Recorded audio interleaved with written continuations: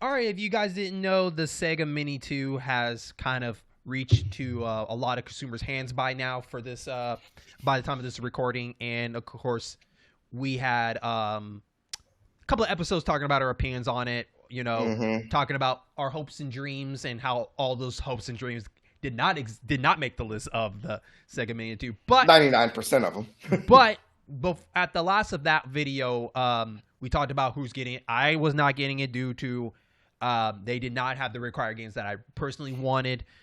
You felt the same, but you still got it just to get it. So, based on your first impressions, how do you feel about this Sega Mini 2? Yes. Well, one, as far as we already went over game choice, the games they have on there, so my expectations were set. Uh, Comes with one controller, 6-button controller. Controller feels a little stiff, but I was still able to pull off those dragon punches and fireballs in Street Fighter. I like that they put a couple of shooters in there. I dislike that if you switch certain games to the Japanese version, they're still censored. Like Streets of Rage 3, there's some segments in it that are censored in the Japanese version on the console, whereas previous collections with Streets of Rage 3, if you switch to Japanese, it's not censored. So that's a disappointment, but whatever. Uh, I I will say that I tried, games like Ranger X, Granada, Truxton. I mean, I played Truxton before, but it was fun that it was on here. And those were fun games. Those were good games. I'm actually glad they put them on there. I'm still salty. I will never let this go. Echo 1 and 2 on the Sega CD, Just so much, bruh, just the space. I get it. I get bruh. it. Mhm. Yeah, I know why, or at least I know why Sega claimed they couldn't put the really good stuff on there because chip shortage and time and marketing, and Victor Ireland didn't want to work with them on the Lunar 1 and 2 and Popful Mail. Okay, sure. Road Avenger, man. Road Avenger is a good one. Rise of the Dragon is a good one. Snatcher. Mhm. I think Lunar 1 and 2 may have been almost forgiven if you'd put Snatcher on there. You know, Mhm. So it so feels like that. Like some of the no brainers did not make the cut. But it's like, mhm. I'll put it this way: you've played NBA Jam before, right? Yeah. So you remember those times when you're going for that dunk, that dunk, it should be easy dunk, and boing, the ball just bounces right off the Mhm. rim and goes halfway across the court. Mhm. That's what this feels like. It's like this is an easy slam dunk. Boing, oh, where the hell did it go? But you got You know, sewer sharks. yeah, I got Sewer Shark and Night Trap. Yeah. So how does the games look like with the polish on it, right? Like I don't know if the game's got like a HD kind of treatment on it, but does the quality like look a lot different than what you remember playing them originally? Um, Not necessarily. Okay. Now I will say Super Street Fighter 2. Uh, I played that originally on Super Nintendo, and it did the graphics a little bit better. Sega Genesis, everybody looks like Ryu looks like his whole face is just being compressed, and the sounds are horrendous, just like on the original. So if they copied that over, they didn't improve that at all. They kept it original. The I do like how when you put it up on your screen, you could do the 4x3 square, or you could stretch it, fill it out, and you can put a CRT filter with scan lines, which looks like ass. I don't know, but there isn't any that I've noticed input delay. So when I want something to jump, it jumps. Splatterhouse. When I said jump, it jumps.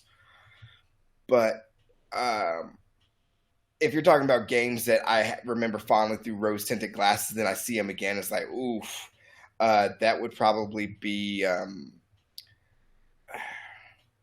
Bonanza Brothers. Still fun Okay. game, still fun as hell game, but it's still like, oof, man, it is hard to look at. Mhm. But I think it's just hard to look at, period, because our eyes are spoiled. you know. Mm-hmm. But overall, I would say I'm happy I own it for the point of that it does have a lot of games that I would probably not be able to easily play otherwise. Okay. Case in point, Crusader Senti. Yeah, I could emulate it, but I like just plugging in and playing it. So Crusader Senti, that's a must play game to a degree. So there's If you no like any Zelda. there's no like any issues internally with the console. Nothing like no sluggish or anything. Everything runs pretty good for what it is. From a consumer standpoint, everything runs pretty good for what it is. Obviously, Okay. there are other people out there, Digital Foundry and stuff that go into the nitty gritty and trace the milliseconds. That's cool, but from just hey, I'm sitting down, I'm plugging into my flat screen TV, and I'm turning it on and playing. It plays like it's like you're expecting it to, So and so I don't have a for complaint. collectors, is this a must pick up for collectors? If you can find it, yeah. Last I checked, it's still kind of in stock. Okay. But they've done an extremely low number run, like lower than the original Sega Mini console, and it's hard to get your hands on that now. So I hate utilizing FOMO, but if this is something that collectors were wanting, they probably already have it by now. And if you're curious about it, if you don't mind paying the shipping to get it from Japan, pick it up. If you don't have, if you like the game selection because it's several games that aren't on any of these Genesis collections, there's a lot, pick it up. I mean, if you like shooters, it's got a handful of shooters that you'll like. If you like arcade beat 'em ups, it's got those Golden Axe 2 and Splatterhouse and Final Fight CD.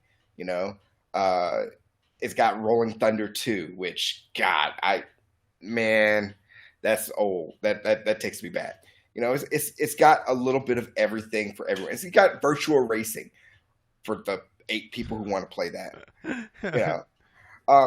So I will say it does have a nice mix. I think it was a lost opportunity to put some bangers, but knowing Sega, they're going to try, and now that they don't have a chip shortage anymore, they're going to probably try and do like I don't know if they're going to do a Mini 3 or if they're going to do like a Sega CD or if they're just going to say screw it and go straight to Saturn or Dreamcast and then do games there. Okay. So yeah, I own it. I'm happy with it. Well, no, I'm satisfied with it.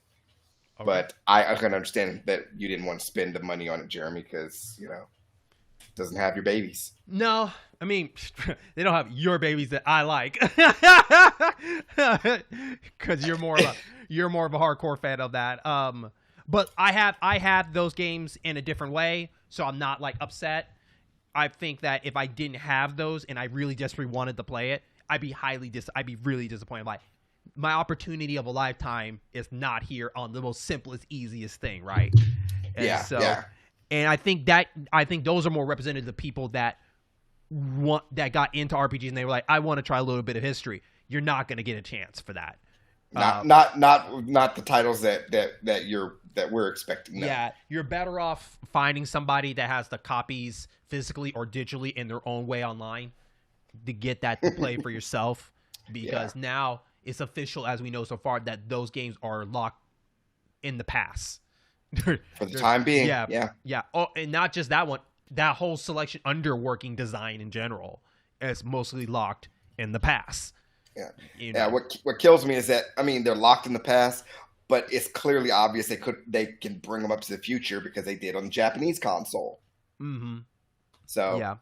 So we just have to see, and there might be a good chance, because we are getting a resurgence of all these collections coming back in a new coat of paint. So it does have a good percentage of some of these titles coming back in a new way. But I can't make a promise of that either, because it depends on who wants to put the money in to do that. Yeah. God forbid Sega does a Sega CD classic collection on coming out on PS5 or whatever.